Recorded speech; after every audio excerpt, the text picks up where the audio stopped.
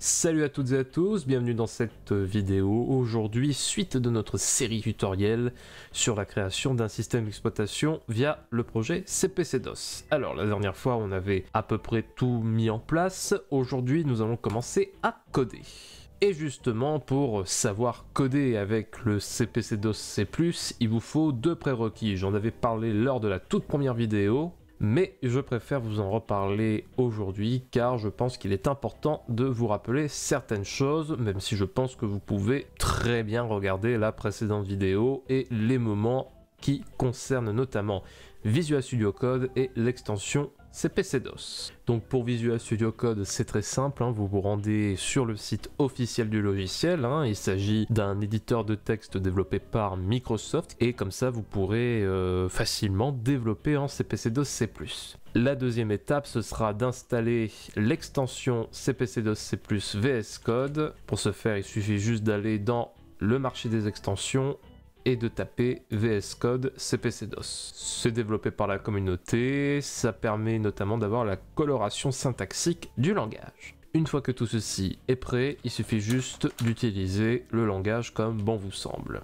Donc dans cette première partie consacrée au langage, nous allons surtout apprendre à manipuler de manière plus sérieuse le langage. J'avais fait un petit exemple lors du premier épisode, mais là nous allons surtout aller dans le vif du sujet. Déjà la première chose à savoir, c'est que les chaînes de caractères ne nécessitent pas d'avoir des guillemets entre elles pour pouvoir être considérées comme étant des chaînes de caractères dans le langage. C'est une spécificité du CPC-DOS C++, c'est comme ça depuis le début. C'est vrai que c'est un peu dommage de ne pas pouvoir laisser la possibilité de mettre les guillemets pour préciser que c'est une chaîne de caractères. Ça peut être déroutant pour des développeurs expérimentés, mais c'est vrai qu'après pour les développeurs débutants, ça peut toujours être bien, mais bon, je préfère quand même qu'on mette un jour les guillemets pour spécifier les chaînes de caractères. Mais c'est une des spécificités de CPC-DOS.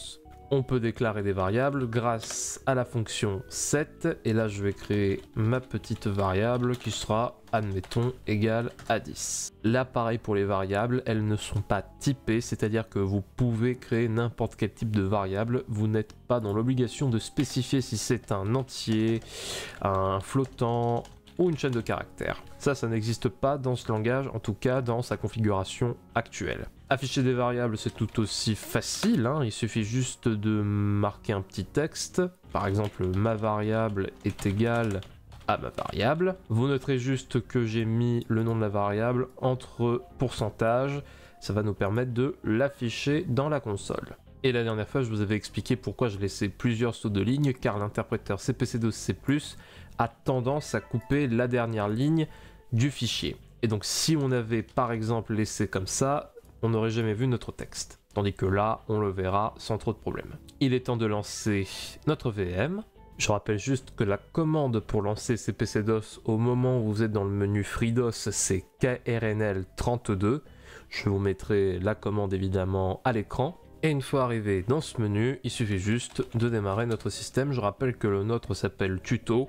Après, ça dépend comment vous l'avez nommé vous chez vous. Mais moi, je l'ai nommé Tuto puisque c'était pour le tutoriel. Parfait. Donc là, vous voyez que notre texte Hello World s'affiche et que notre variable est égale à 10 comme on l'a défini dans le code. Super.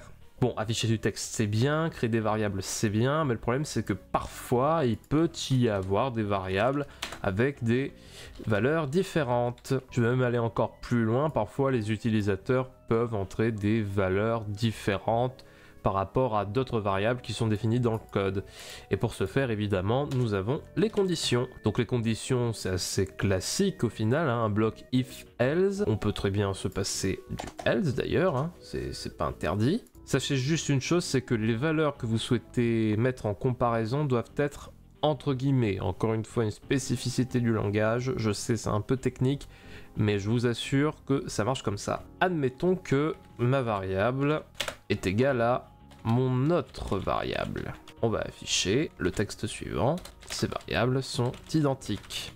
Alors évidemment, le texte ne va jamais s'afficher étant donné que ma variable est différente de mon autre variable.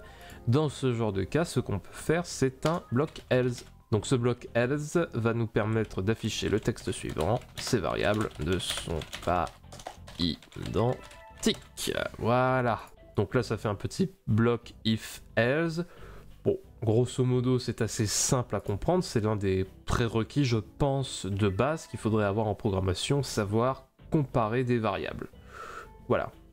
On redémarre notre système, une fois que tout est bien redémarré, et voilà, comme vous avez pu le constater, on affiche toujours notre variable, et vu que ma variable et mon autre variable sont différentes au niveau des valeurs, eh bien on a affiché ces variables ne sont pas identiques.